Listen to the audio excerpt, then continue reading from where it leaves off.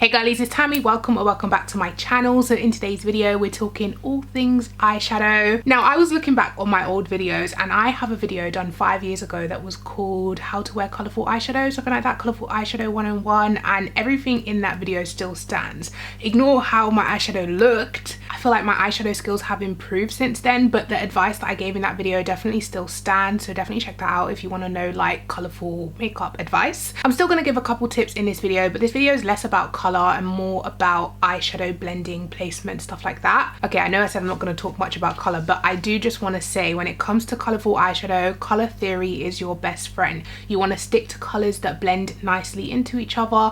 Look at a colour wheel and you should know which colours will blend into each other. When you're trying to blend colours on opposite sides of the colour wheel, it can get muddy and turn brown. So if you want to keep your eyeshadows nice and bright and colourful, definitely stick to colour theory. So I think I want to do a green look today. We've been pretty neutral all week, so let's do something fun. I've pulled out my Carnival Be Perfect palettes. So eyeshadow tip number one, you want to make sure you're using an eyeshadow primer. These are better than using concealer or anything like that because these are made to not crease as much and also grip onto the eyeshadows. I actually saw someone using the P. Louise paints as a base and I feel like that might work even better because they kind of dry down a little bit matte and it will be easier to blend on. But this is the P. Louise normal eyeshadow base, which stays wet and sticky and really like grips the pigment. So for my first colours, I like to take a small, dense, kind of tapered brush because I start with my darker colour, which is on the outer V. So I like to pack that on, and that's really better applied with a dense brush rather than a fluffy brush. And I'm going to go into this dark green here called Alien.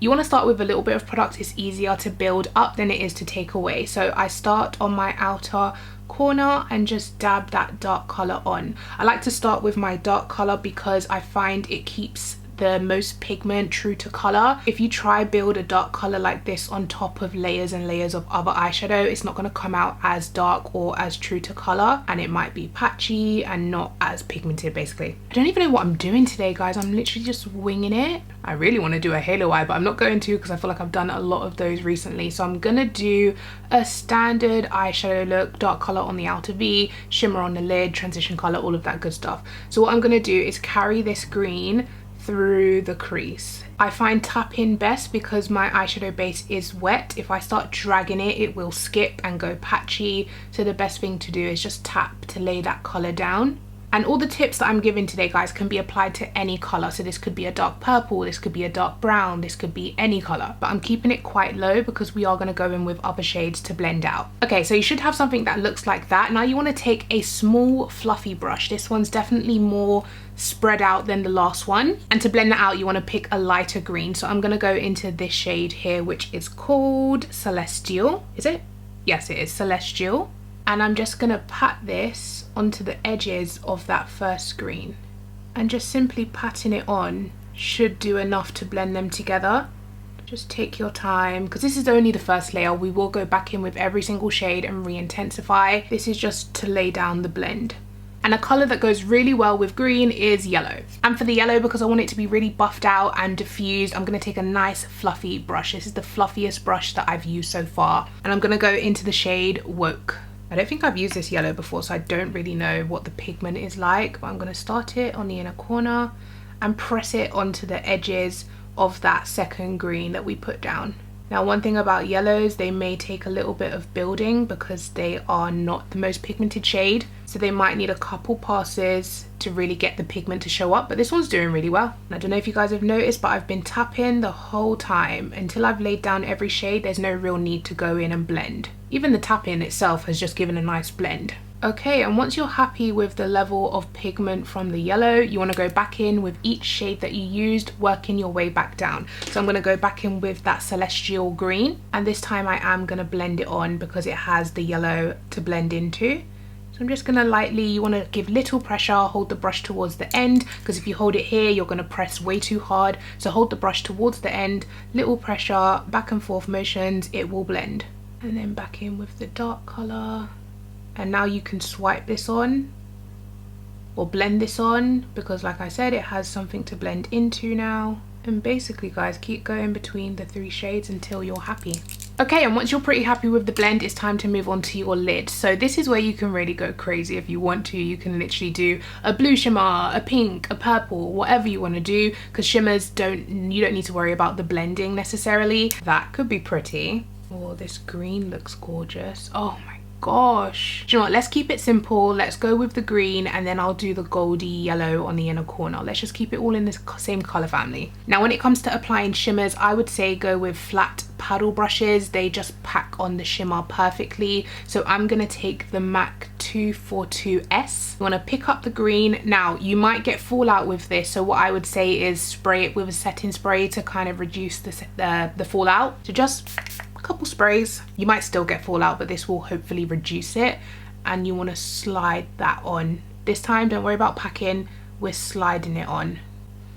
This pigment is stunning. Top tip, the color we put on the outer edge, you want to take a dab of that and blend it into the shimmer to make sure that they marry nicely together. Or you can even take the shimmer and dab over, or you can take your finger and drag it over. There's so many different ways to blend them, but just make sure you blend them. Now, you might be able to tell that I've left this area free. You could carry the green shimmer all the way there if you want to, but I'm gonna go in with this lime green shimmer, and I'm just gonna put that on the inner corner. It just adds a little bit of something different to your eye look, so it's a bit different. How many times can I say different? Do I want to do a wing today? I think I'm going to do a wing today. And this is the Rimmel Wonder Ink eyeliner. Yeah, just a little half wing. So I'm not carrying the eyeliner all the way to the inner corner. I'm just starting it about halfway and winging it out.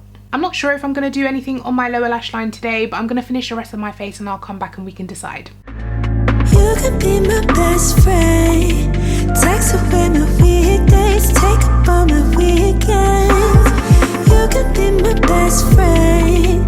Tell me all your secrets, show me what you're feeling. More than physical, it ain't difficult. We on something more, cause it's spiritual. Way I come around, it's a miracle. Don't care who you know, I hit different, yeah. Trying to figure out what I do, how I move. Every angle got a view, you know.